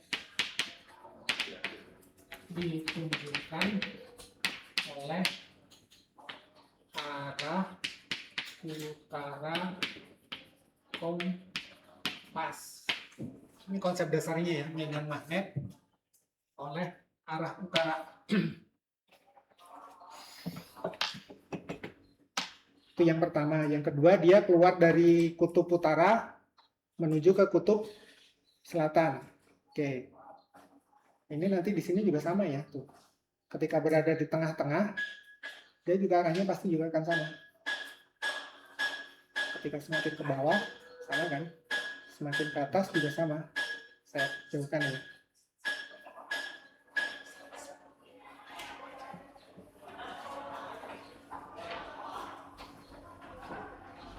Jadi kurang lebih kalau saya gambarkan gimana ya? Si arah medan magnetnya dari ini.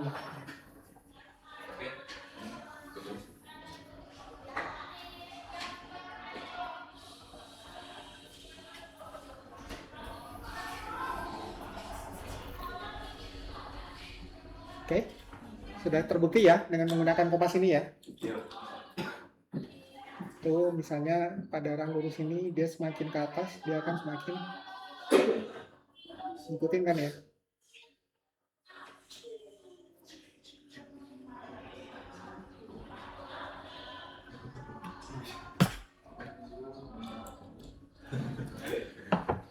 Ini ada contoh medan apa yang lain nih.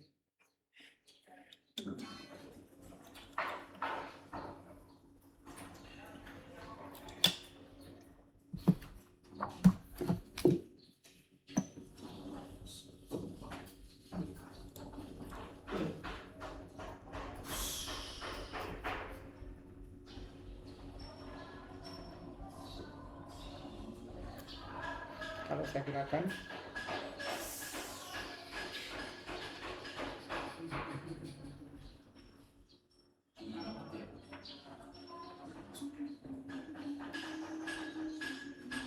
dari sini saya gerakan,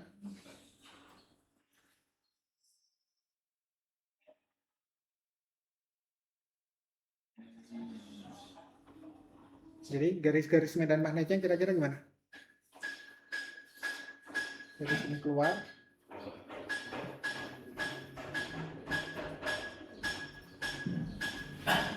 oke, dari sini juga sama.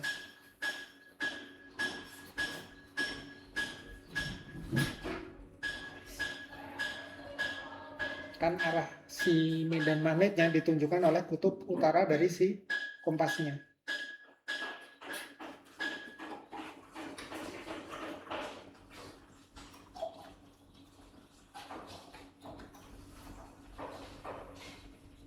Oke, kurang lebih seperti itu ya.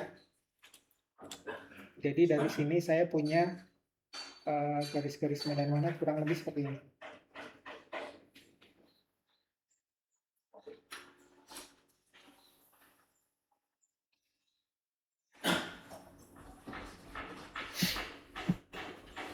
Nah, ini kan medan magnetnya kan real, ada nyata gitu ya. Tapi kan kita tidak bisa mendeteksi ini. Yang bisa mendeteksi adalah benda magnet, benda yang punya sifat magnetik yang lain, seperti itu. Nah, dari situ kita masuk ke sifat-sifat magnetnya dulu ya. Yang pertama tadi,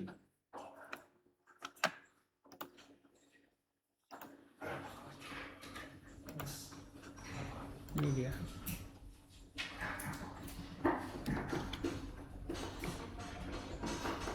Beberapa definisi yang akan kita gunakan ya. Silakan dicatat, nanti kita akan gunakan terus.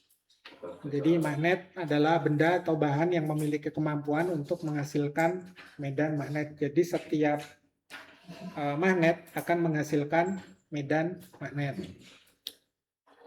Kita masuk ke konsep medannya sendiri. Medan magnet adalah wilayah atau ruangan di sekitar magnet yang masih mempunyai pengaruh magnetik terhadap objek lain. Jadi ada sumber menghasilkan medan, medan berinteraksi dengan objek, objek akan mengalami gaya. Polanya selalu sama seperti itu ya. Nah, untuk magnet batang seperti ini itu ada pengaruh magnet yang paling kuat, yaitu di ujung-ujungnya. Lokasi pengaruh magnet yang paling kuat itu kita namakan sebagai kutub magnet. Jadi kutub utara adalah kutub di mana pengaruh magnet paling kuat. Ada dua ya, ada kutub utara dan ada kutub selatan. Pengaruh magnet yang paling lemah ada di tengah-tengah magnetnya.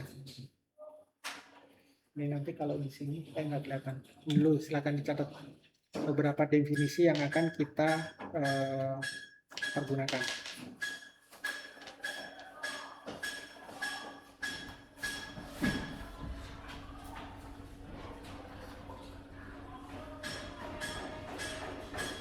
Jadi ada magnetnya sendiri, benda yang memiliki kemampuan untuk menghasilkan medan magnet. Medan magnet definisinya itu. Terus ada pengaruh yang paling kuat disebut sebagai kutub magnet. Ini sifat dasarnya ya. Ini di pelajaran SMP, interaksi antara kutub magnet basic. Ini kalau dilihat kan mirip dengan muatan listrik ya. Muatan listrik yang sama akan tolak menolak, muatan listrik yang berlainan akan tarik menarik. Kalau di konsep medan listrik ada muatan listrik, di sini di medan magnet konsepnya sama. Utara dengan utara tolak menolak, utara dengan selatan akan tarik menarik, selatan dengan selatan akan tarik menarik. Itu dasarnya. Nah, ini sifatnya interaksi benda terhadap magnet. Jadi ada yang ferromagnetik. Ini pengetahuan umum aja ya. Kita akan fokus nanti di perhitungannya. Ada yang ditarik kuat, ditarik lemah, sama ditolak lemah. Jadi ini mungkin ada video yang tentang diamagnetik ini ya. Jadi air itu sebenarnya dia mempunyai sifat diamagnetik. Ini videonya sempat saya coba kita lihat. Yeah, so water actually is slightly magnetic, and I'll show you with these super strong magnets. First, I gotta make an environment with low resistance to small velocities. Then I gotta get my magnetic water, use some scissors to cut out a boat, place the water carefully on the boat, and then using that strong magnet, I can actually repel the water and push it back and forth. Yeah, so water actually is slightly magnetic. Jadi magnet tadi kan dia memiliki sifat diamagnetik ya, menolak ya terhadap magnet ya. And I'll show you with these super strong magnets. First, I gotta make an environment with low resistance to small velocities. Then I gotta get my magnetic water, use some scissors to cut out a boat, place the water carefully on the boat, and then using that strong magnet, I can actually repel all the water and push it back and forth. Yeah, so water. Itu makanya ada sifat diamagnetik. Jadi dia menolak lemah. Air itu termasuk diamagnetik. Kalau yang ditarik kuat seperti ini ya, ada logam-logam, dia akan menarik kuat seperti ini ya. Dia langsung akan baik ke kutub utara maupun ke kutub selatan, dia akan menarik semuanya. Jadi logam dia termasuk ferromagnetik.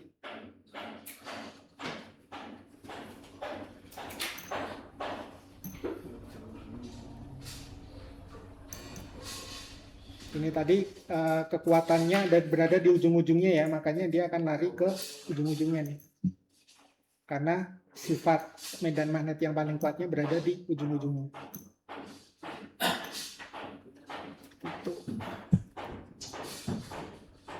Ferromagnetik ditarik kuat, ditarik lemah itu paramagnetik, aluminium. Ini video satu lagi, mantap. Nih, lihat video dulu. You might not think of water as being magnetic, but it is. And so are graphite, aluminum, and glass. This is a new and different category of magnetism called either para or diamagnetism, and it's different from the magnetism that you're used to. You're probably already familiar with ferromagnetism. Ferro means iron.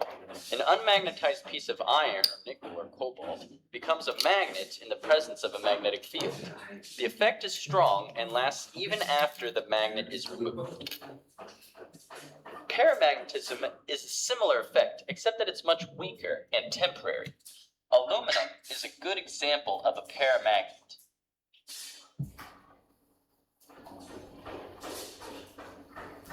And so is oxygen, which is attracted to magnets. Here, I have a few milliliters of liquid oxygen, which sticks to the magnet. I'll explain why later. Gadolinium oxide and cupric sulfate are good examples of paramagnetic substances. Cupric sulfate is a salt that can be picked up by a magnet. Diamagnetic materials are exactly the opposite of paramagnetic. They are always repulsed. They would rather die than be in a magnetic field. An important example of a diamagnetic material is graphite.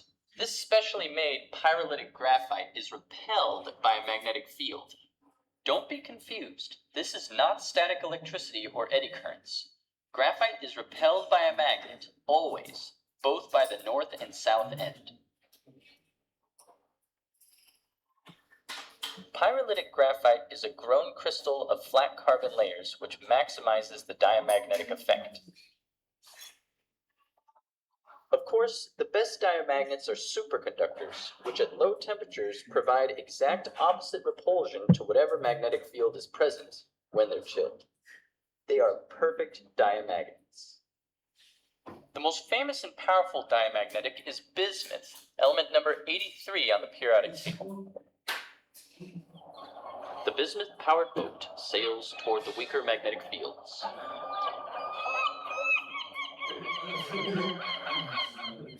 One way to check whether an object is diamagnetic or paramagnetic is to see how it aligns itself in a magnetic field. Diamagnetic objects like glass will rotate to avoid magnets. Here, we see that the glass is diamagnetic because it twists to get to the weaker magnetic field. But aluminum rotates into the field, typical of a parallel paramagnet. On the periodic table, we see that aluminum has 3 valence electrons. So what does it take to understand what it means for something to be a paramagnet or a diamagnet?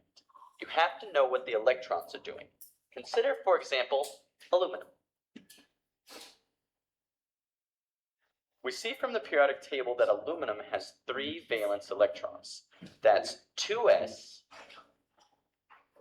and 1p. Now it's that unpaired electron that makes it a paramagnet. This unpaired electron enables it to become magnetized. And it's that unpaired electron that is free to be magnetized and attracted by the magnet. But what about a diamagnet, like water? Yes, the water molecule. It has all of its electrons paired. It will not be magnetized. In fact, water is repelled by a magnetic field. The electrons come to lower energy as they are moved away from the magnet. In conclusion, when something is a paramagnet or a diamagnet, it tells you what its electrons are doing. In the case of a paramagnet, it has at least 1 unpaired electron. In the case of a diamagnet, it has mostly paired electrons. Oke, itu kalau dihubungkan ke aspek kimianya ya, mengenai sifat-sifat benda dihubungkan dengan karakteristik magnetnya. Nah, yang menarik, jadi kalau di kasus listrik kita bisa dengan mudah memisahkan muatan listrik menjadi muatan positif atau muatan negatif gitu ya. By definition, ketika kita belajar listrik yang semester lalu gimana? Muatan positif adalah suatu benda dikatakan bermuatan positif ketika dia apa? Bermuatan positif ketika kekurangan elektron, lepas ya elektronnya ya. Sementara dia akan bermuatan negatif benda tersebut ketika dia kelebihan elektron. Kita bisa dengan mudah menjadikan sebuah benda itu akan bermuatan positif atau negatif. Nah ini kalau dengan magnet ceritanya berbeda. Ini kebetulan ada magnetnya sudah patah ya. Jadi kalau kita ada satu magnet batang utuh gitu ya, kita patahkan nih di tengah-tengahnya. Tidak berarti langsung satu patahan itu hanya kutub utara saja, sementara yang lain jadi kutub selatan. Dia akan secara otomatis dia akan membentuk kutub-kutub utara dan selatan yang baru sekecil apapun ketika kita melakukan pemisahan, pemotongan. Kita buktikan ya.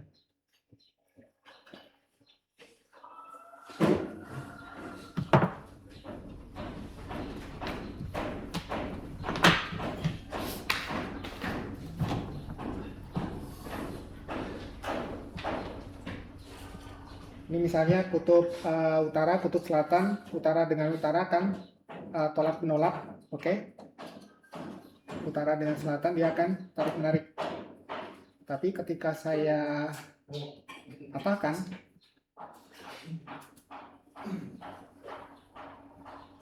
ini juga saya patahkan. Yang merah ini tadi kan yang besar ya. Yang merah kan utara. Harusnya kan ini kalau saya patahkan, intuisinya dia masih akan menjadi kutub utara ya di sini ya.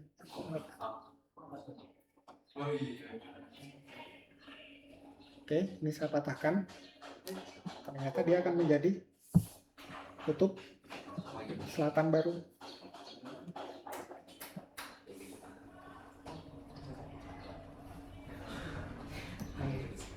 Ini awalnya kutub utara, oke?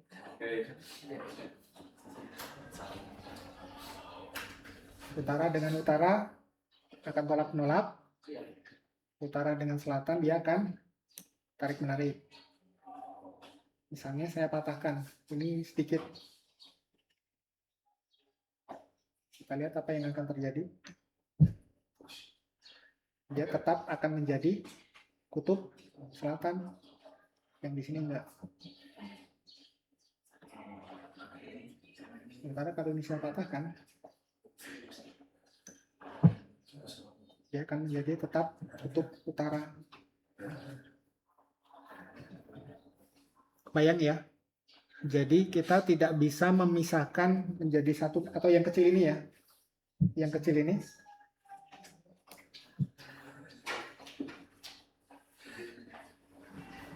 Ini kecil ini itu. Dia di sini kan tadi nah. Yang kecil ini kan dia hanya kutub utara ya. Sebelah sini dia akan masih menjadi kutub utara, buktinya dia bisa menarik kutub selatan. Oke, tapi sebelah sini dia akan menjadi kutub selatan.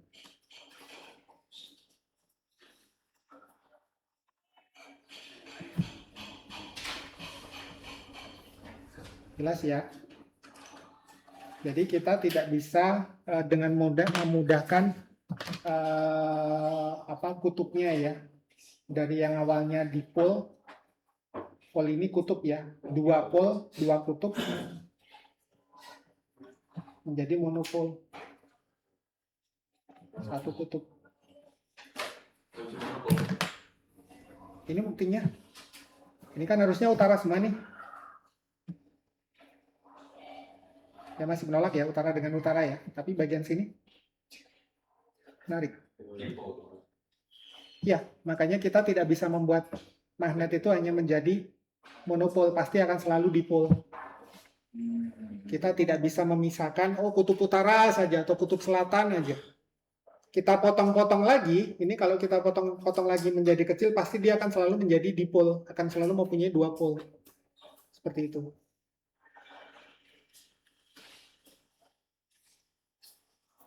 Oke, itu kita belajar sifat-sifatnya sekilas saja ya. Ya.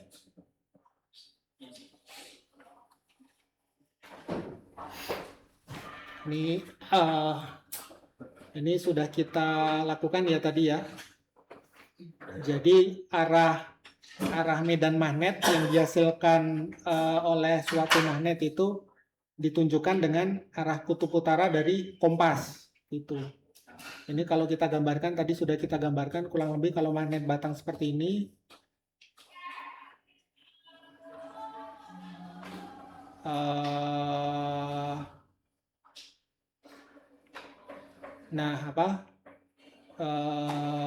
Ya, silakan.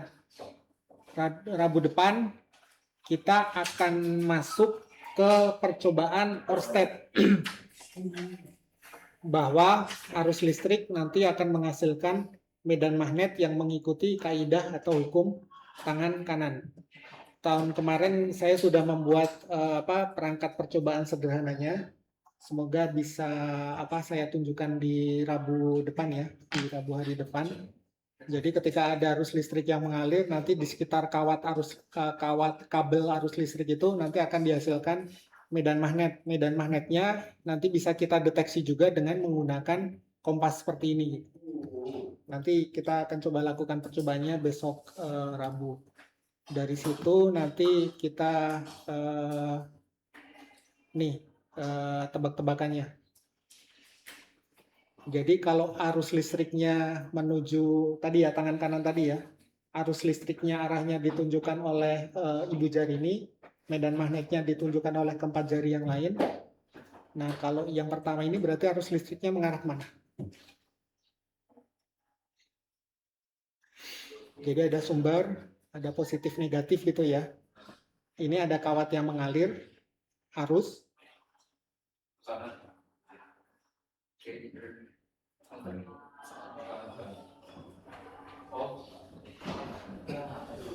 Tangan kanan ya.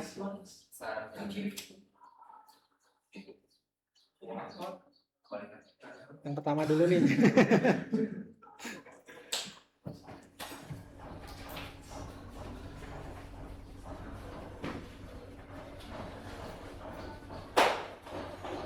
Ya, nanti kita percobaan besok hari Rabu ya.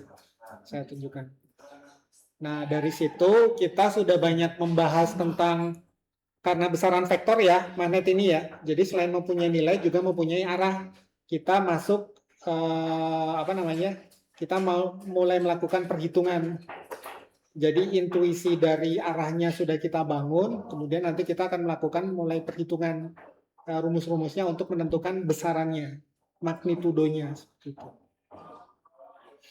Nah, ini rumus-rumusnya, semoga mulai besok Rabu bisa kita mulai hitung. Contoh-contoh soalnya. Oke, seperti itu. Ada yang tanyakan? Silakan.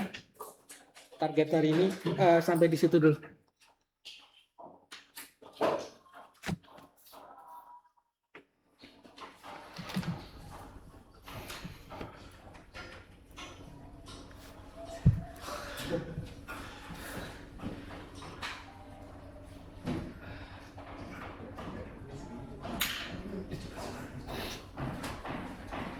Nggak ada?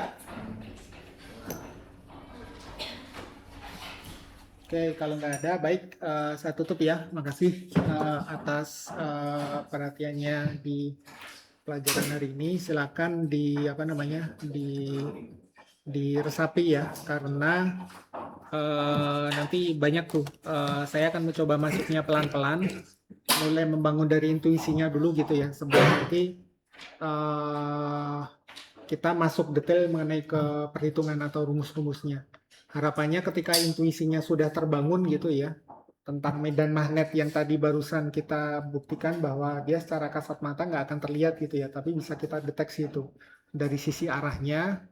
Kalau dari arah sudah kita ketahui, kemudian nanti kita akan bangun pengetahuan dari sisi magnitudonya gitu ya, sehingga nanti pengetahuannya lengkap. Itu dari medan magnet, kemudian nanti akan masuk ke medan listrik gitu. Jadi medan elektromagnet. Alurnya seperti itu ya, alur pembahasannya.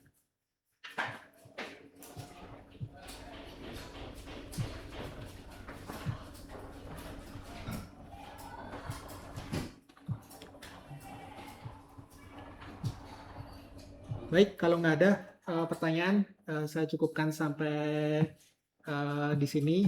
Mohon maaf atas segala kekurangan, semoga bermanfaat ya. Nanti mulai Rabu depan, kalau untuk persiapan kemarin tanggalnya kan sudah janjian ya untuk ujian remedial. Remedial kan hari Minggu kan ya? Minggu tanggal